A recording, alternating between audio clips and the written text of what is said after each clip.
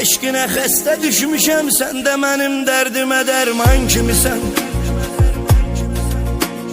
Ruhum sənsiz üşüyür, damarlarımda dolanan qan kimisən. Mən səni sevməyimi günah eyləmədim, həyatımda səhv elədim. Narzular qaldı yarım, narzuları əllərimlə məhv elədim.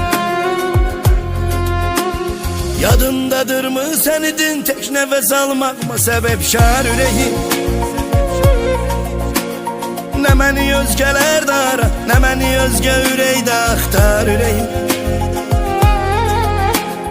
Qənim kəsildi mənə, sən qəsdimə durdun qəti düşmənim kimi.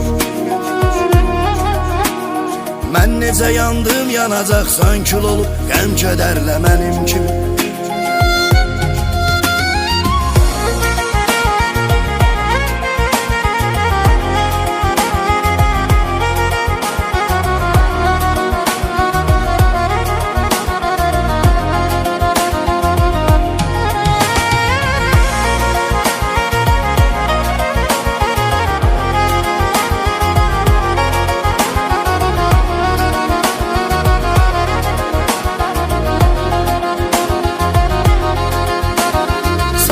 Olub tək gecələr sübhə qədər sızlamışam, ağlamışam. Xəyallarım kimi səssiz bir albomda şəkillərini saxlamışam.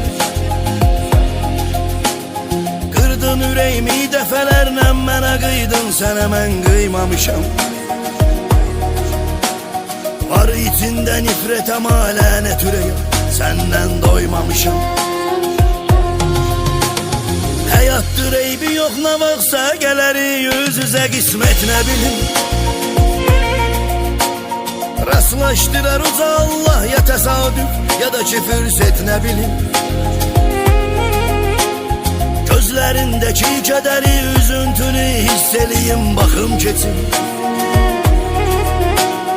Göz yaşı tək yanaqlarına damla damlarından axım keçim.